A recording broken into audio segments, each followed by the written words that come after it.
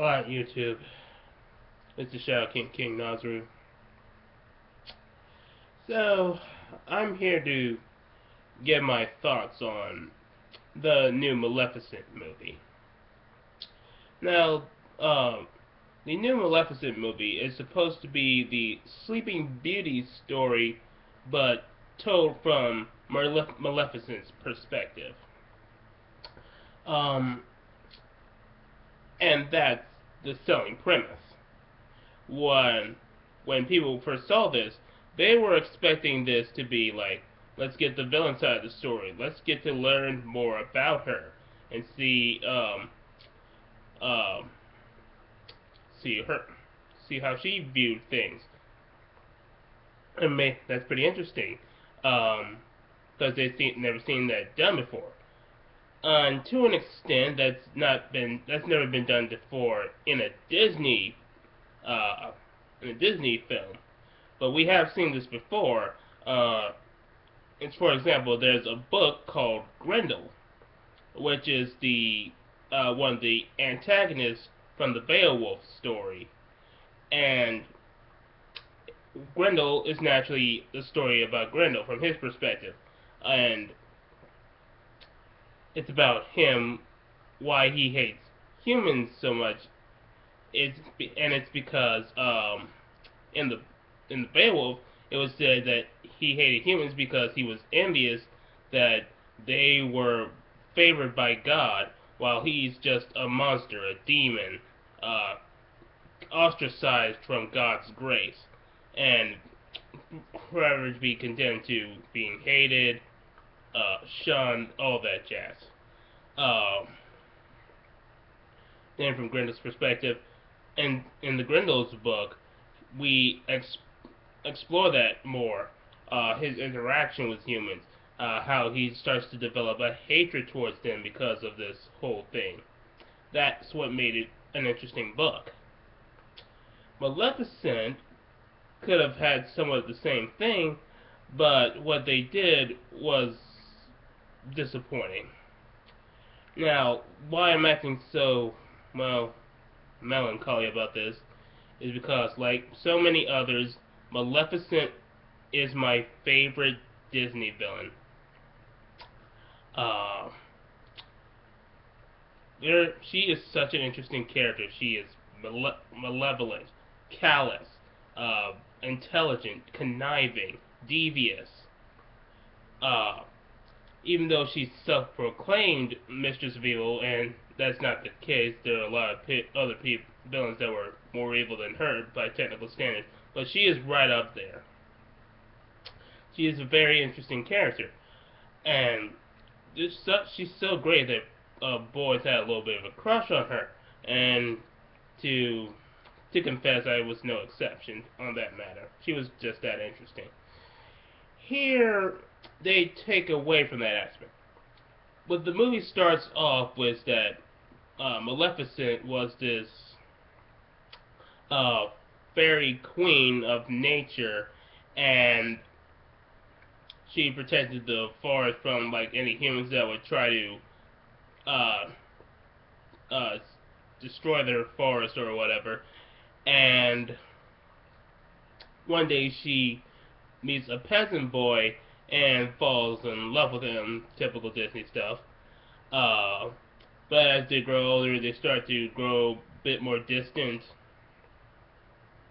And at one point, the peasant boy hears that the king has been defeated by Maleficent and her woodland army, and he says that whoever can slay Maleficent shall take my place as king. So he tries to do that, but because of his ties with Maleficent before, he doesn't kill her. He poisoned her to knock her out, and takes her wings off and presents it to the king as a sign that he killed her. So, and Maleficent is so heartbroken, distraught by this, that she develops a dark perception of humanity, like they're lying, greedy, power hungry, and thus this is her motivation to become a villain and develop this dark, twisted version of her kingdom. So, our villain, the reason the way she is because she's been spurned by a good dude. That is a little trite and blah, but that's, in all honesty, that probably could have developed more in the context of the story, saying that she views, yes, she knows she's a villain, but she views the king as a bigger villain because he made her this way. She took everything good about her and her ability to possibly accept humans could possibly be good.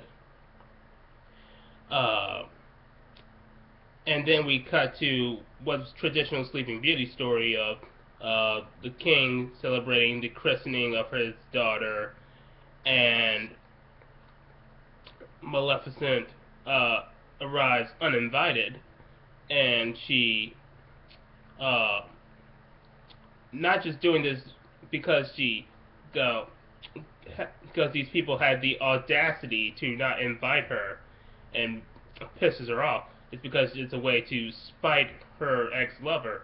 She curses her daughter to touch a spindle when she turns 16 and fall into, and I quote, a sleep like death. You know, as a little rant towards Disney, back when I grew up with Disney, I thought Disney had a lot of balls because they could say things like die or kill, where a lot of shows run by networks didn't have that option. They would say something else, like Cartoon Network had Dragon Ball Z saying in the Ocean Dub, instead of dying or going to hell, you're just gonna go to the next dimension. I really hate the Ocean Dub.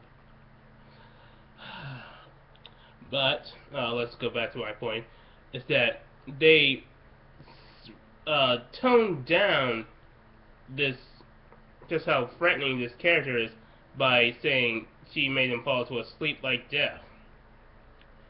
And to top it all off, I believe one of the king or the queen asked for mercy, and Maleficent says that, all right, and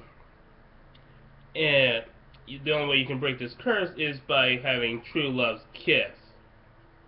Now, this is a disrespectful to the movie and the original story from the Brothers Grimm. In both stories, Maleficent was going on set killing her. That was going to be it. She was not going to offer a way to mitigate it. It was one of the fairies that attended the christening that used her last gift to mitigate the whole thing. She wasn't going to die. She was just going to fall into eternal sleep until someone lovingly kissed her. And this is going to lead to bigger problems in my further explanation of the faults in this movie. So we'll cut back that in part 2.